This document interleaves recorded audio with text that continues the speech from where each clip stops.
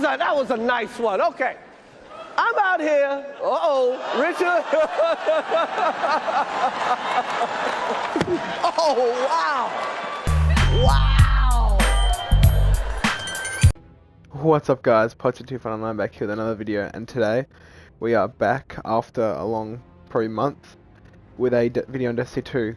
Today's video is going to be which class should you pick in 2023. Now I have done one of these before for 2022, but I thought since a new year we'll start in 2023. So I'm up first, we'll start with Titan, my main class, because you know Titan Master Race, you know that. But if you like a support sort of build that also does a lot of damage, then I definitely recommend you go for Titan. I will briefly go to subclasses now.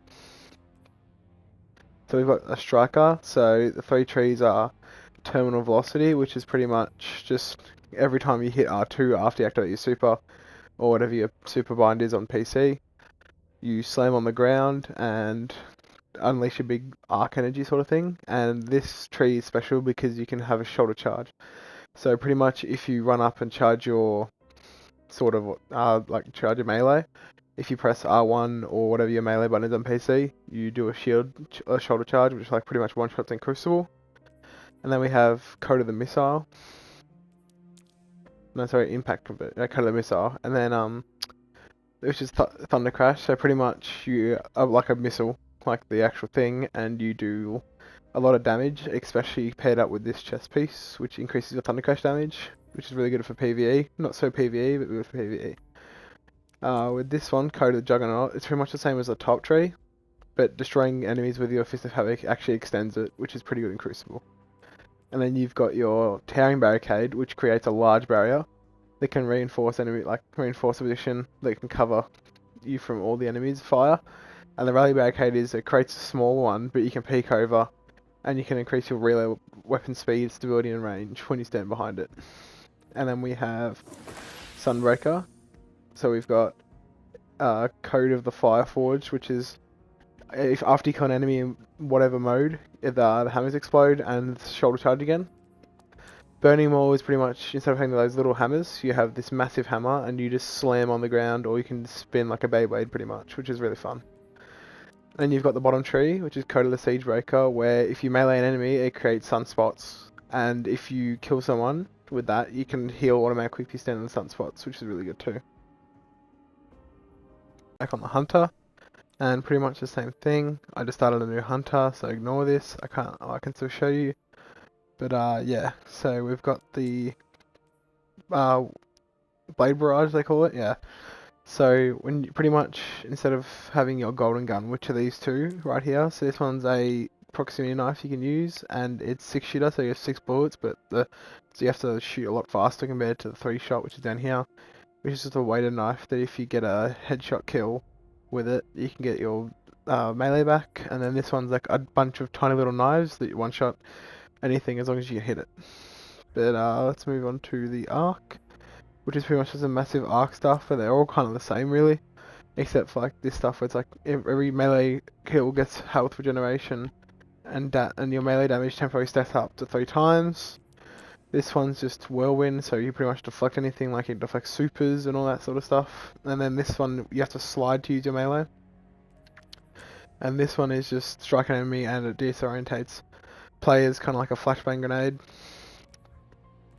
And then the new Void 3.0, same gist, you can use Mobius Quiver, which is like so this one right here, Mobius Quiver, is you can fire it up to 3 times instead of just the 1 time, and it does like a lot more increased damage kind of thing the more enemies are in it, which is really good.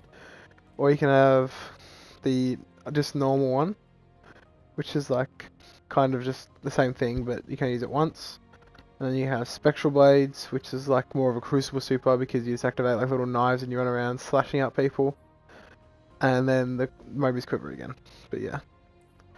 Alright guys, on to the Warlock. Alright guys, we're on the Hunter now.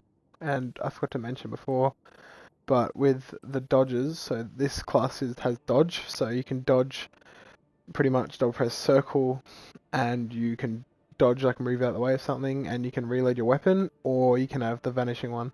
So you pretty much dodge and then you vanish, and it recharges your melee ability. But yeah. Alright guys, so I'm back on my Warlock here. Haven't played Warlock, Witch Queen on my Warlock really, so ignore that, but yeah. So pretty much if you want a sort of support and damage, I guess, again, depends what subclass you run, again like Titan, then the Warlock is really good. But let's start with the Stormcaller. So pretty much this one turns you into Kamehameha from Dragon Ball Z, which is really good. And then you can fire it with your melee, you can just like kind of pull your hands forward and like there's a little arc projectile that chains on a target while it moves forward. And then with this one, it's pretty much you can blink in your super, and Arc Web is really good for Crucible because it chains on enemies whenever they're close. But it's pretty much your Emperor Palpatine from Star Wars. And then this one is Landfall. So pretty much when you activate your super, it does a big bolt of lightning on the ground, and then you can also one-shot players with that. But the grenades are the same. The Healing Wrist is a well that you can heal people inside of, whoever's standing in it, and the Empowering Rift increases damage for those who are inside of it. Let's go to this class, which is Dawnblade. This basically is very good for Crucible, this top tree class here, because it's the same as the Arc one. We have like a projectile melee where it just launches when you press it. And then you have Icarus Dash, so you can do that once. You used to be able to do it twice, but it got nerfed because it's too broken. But pretty much when you're in the air, you can double press circle to dodge in the air. This one's more of a PvE subclass here, because it pretty much summons a well, which keeps you pretty much the whole time with an overshield, and it grants just a lot of healing and stuff, and damage. And this one is pretty much the same as Top Tree, just lasts a lot less, and that's about it. And you can Phoenix Dive, which is you just hold circle in the air and you dive straight back down on the ground. And then with Void 3.0, you've got Nova Bomb Vortex, which means every time you activate your Nova Bomb, they've changed it. Instead of slow, it's not that slow, but like it drags people into it, which is really good.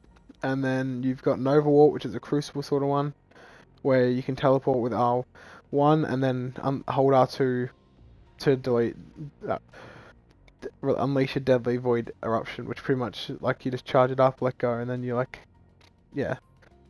And then you've got Nova Bomb Cataclysm, which is the like 3 Nova Bombs at once pretty much. Well, sorry, this is the slower one, not the other one. But it does like, and every time it shatters, it does small little Nova Bombs that go kill the enemies. But yeah, if you like this video, make sure to like, comment, subscribe. See you in the next one.